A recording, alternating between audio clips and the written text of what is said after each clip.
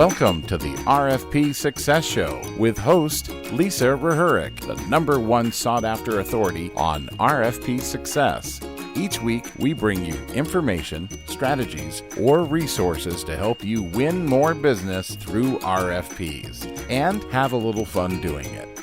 Let's get this week's episode started. Welcome, everybody, to the RFP Success Show. I am your host, Lisa Rehurik, founder and CEO of the RFP Success Company. So welcome back to part 2 of my conversation with Ajay Patel, talking about strategy, competition, and industry trends. Last week, we covered mostly strategy and competition, and today we're going to move forward with talking about industry trends and also professionalism. So welcome back, and Ajay, welcome back. I'm just going to go ahead and jump right in. So the other conversation now we're kind of going to move into, and you touched on it a little bit here with the competition, is just the industry in general. I really was fascinated by what you had to say because you've been in the proposal industry longer than I have, and it was interesting to hear your take on how the industry has evolved since you've been in the industry. And I want you to share that with our listeners as well. Or how it hasn't evolved, I guess I should say. Well, why don't we first kind of give a historical context of how it has evolved? And I think I'd love to talk about the future, where I think some of the things we should think about as a professionalist community about the future. So, and I don't know how many people know this historical context, but I'm going to go all the way back to 1940. Nice. I like it. I don't know that. Yeah. Okay. So, today we have these best practices and they're great. They actually had really early origin. So in 1940, an author by the name of Nelson wrote an interesting, it's more of a monograph called Writing the Technical Report. Okay. Oh, interesting.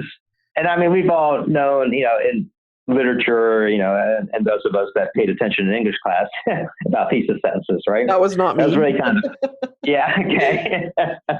So it's really kind of the first time there was a focus about thinking about thesis sentences from the perspective of what we do as proposals.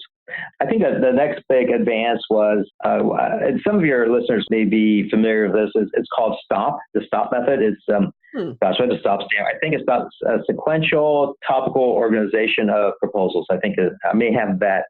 I think that's right. By an individual by the name of Tracy. And I think that was more of a white paper that they had developed. And it was probably the really significant advancement because it started to think about, how do you think about proposals as something being modular? How do you think about text versus graphics? How do you think about thematic unity within the different modules? Oh, important one. How do you think about page count allocations? Oh, so important. Don't even get me started on that one. yeah. Otherwise, it just becomes a technical report that you edit your way down, right? To get this, which is really hard. Yeah. Storyboard. So this is, for your listeners who don't have it, I'm happy to. I think I have a copy, but I can provide it, or I can get to you, Lisa. Awesome. So it introduced a lot of the things that today we think of as just they're just standard parts of what's good and best practice. I think Tracy was at Hughes. And then in the 60s and 70s, while there were a number of folks, Jim Beveridge really comes to mind. He was another Hughes. I think he was in BD at Hughes. He wrote 2 books. They're hard to get. One is called The Anatomy of a Win, and the other is called Creating Superior Proposals. This is where he started to introduce the idea. So this is where it became, it's not a technical report, it's a sales document now.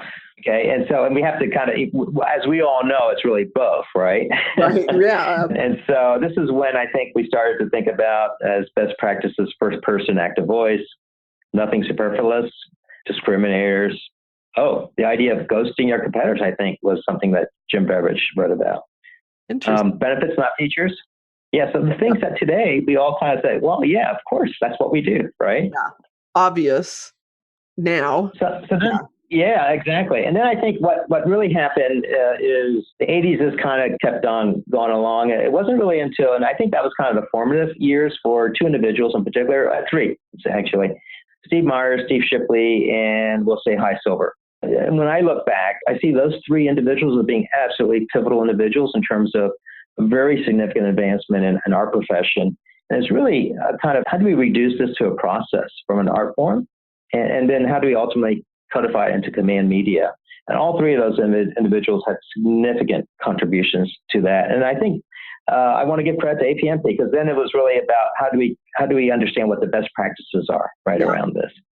So I think it was really the 80s and 90s. Well, it was the 80s when those three individuals I mentioned really started to formulate the ideas.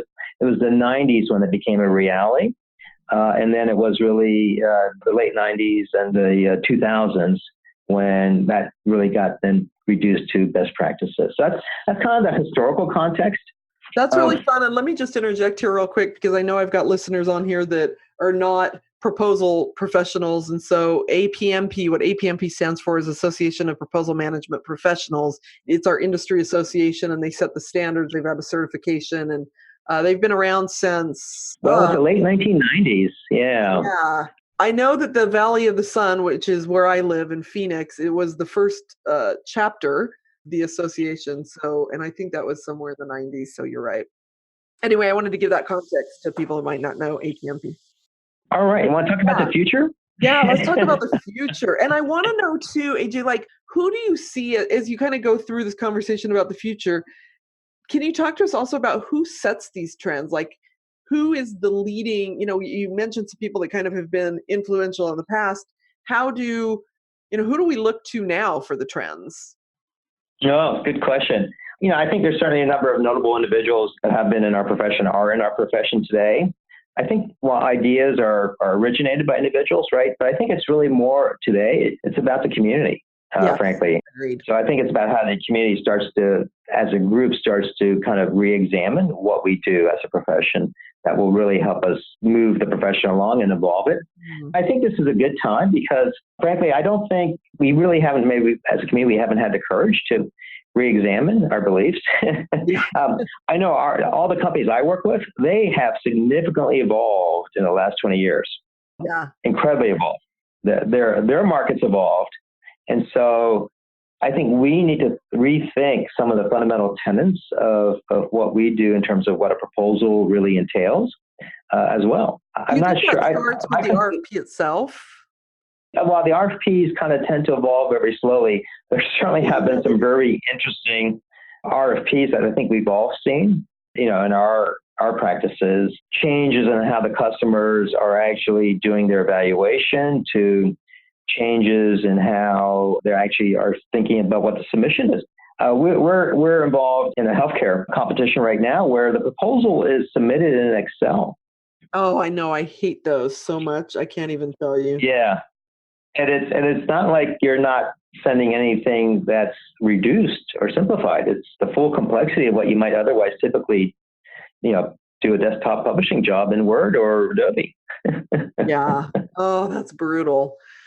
That's not where we want to. We do not want to evolve to Excel. Right. You can understand their intent, right? But so I think we've all seen some interesting things around the RFP.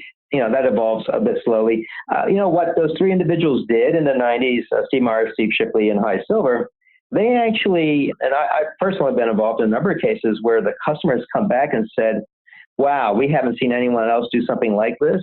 This is incredible.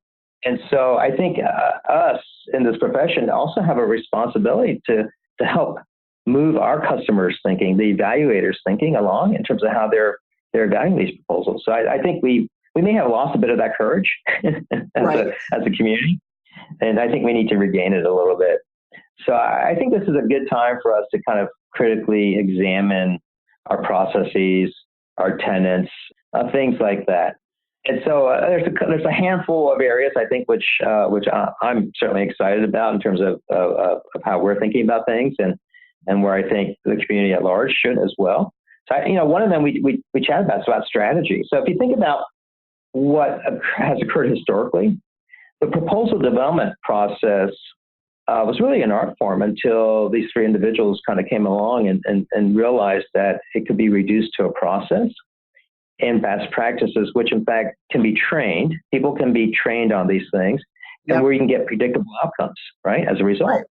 And I think we should think about how we think about the strategy part of this process in the same way. It's still very much of an art form.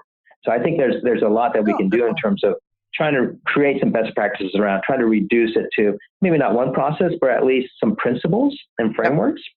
And what made that possible, at least my belief, is that implicit understanding that the proposal development process is really a journey of discovery.